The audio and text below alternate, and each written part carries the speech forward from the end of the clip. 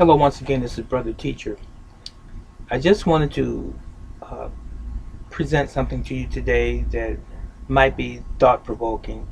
To those of you that are hard workers, uh, maybe middle class workers, and maybe even lower class or poor working. And it's about the lottery. You know, lottery, as we all understand it, is gambling. Gambling simply is taking a chance on the hopes that you will receive some award or big reward as a result of taking a chance. Now, the chance does not come without a consequence in most and or all instances. The vast majority, in other words.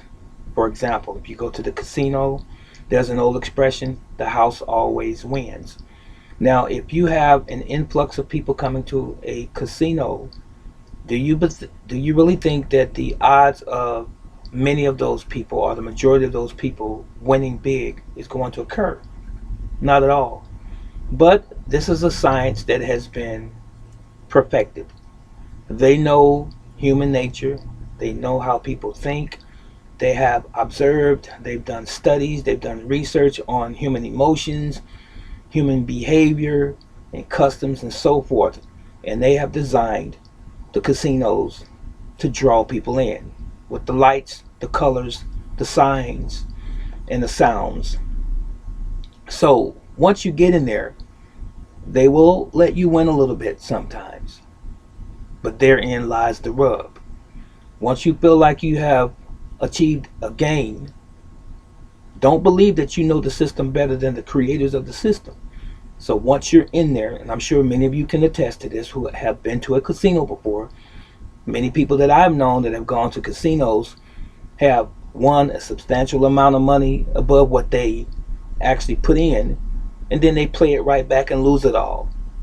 They didn't know when to quit. Well, the lottery is still the same.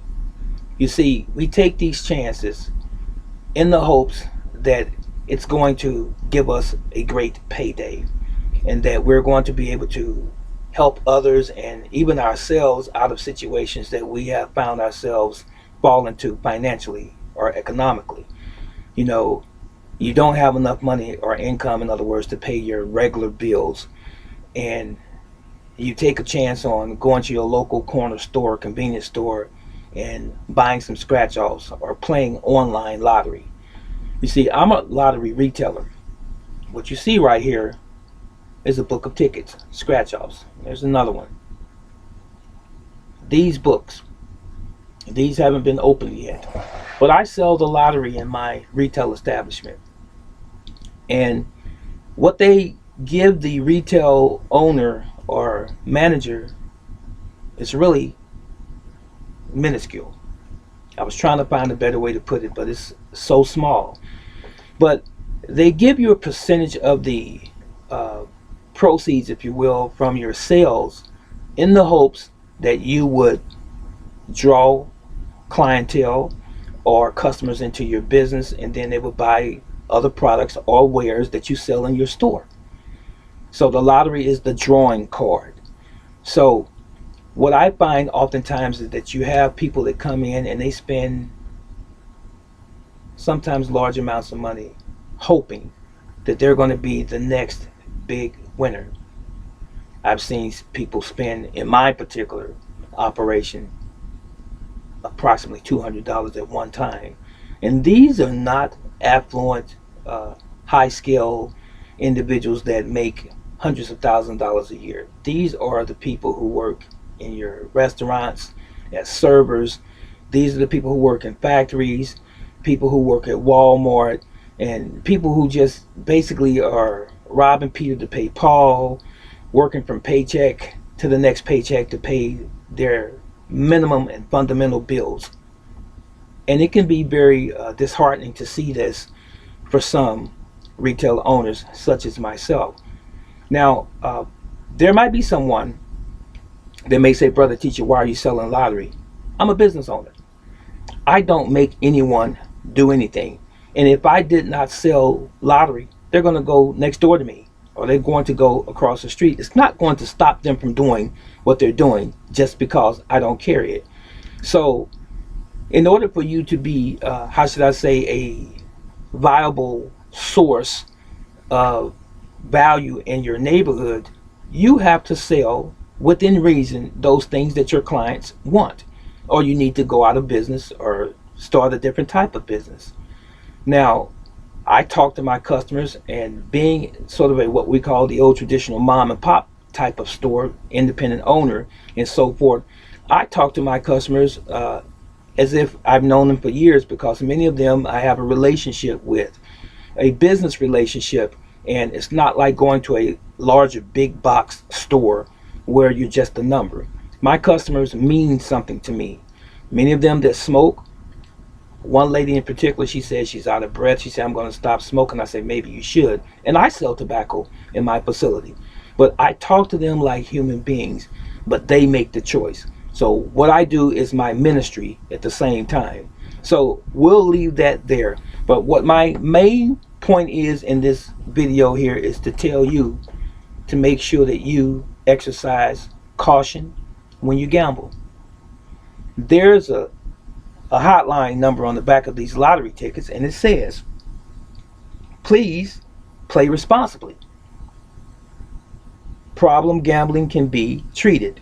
If you or someone you know has a gambling problem, call this number. That's on the back of the ticket.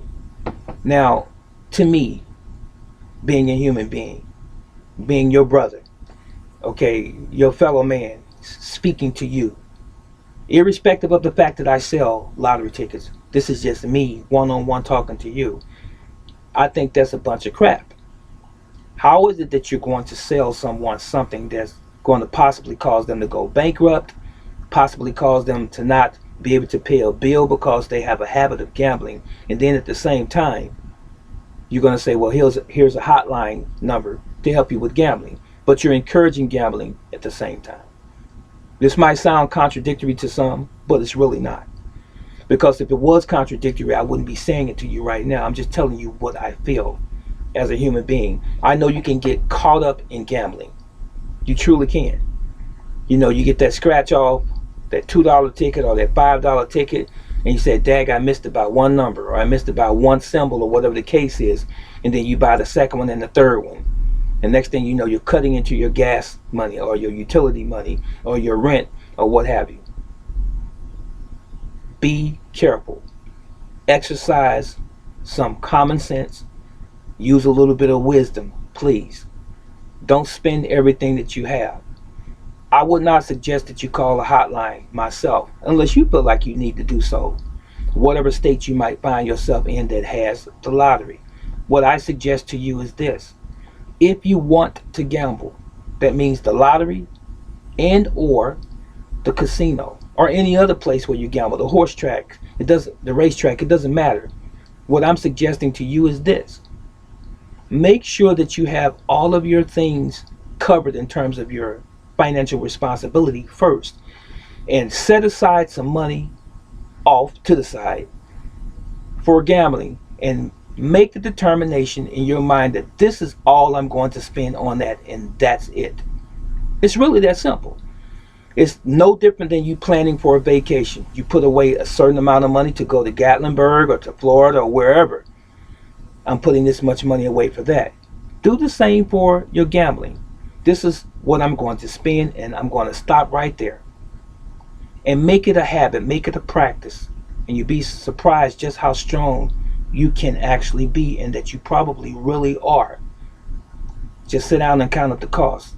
If I go beyond this amount that I've set aside for my gambling, I'll be cutting into my family's money and possibly causing us some distress in the future. That was all I really had to say. Watch out for your gambling. And if you don't have the money to gamble, then don't take a gamble. This is Brother Teacher. Yahweh loves you, and I love you, and you so long.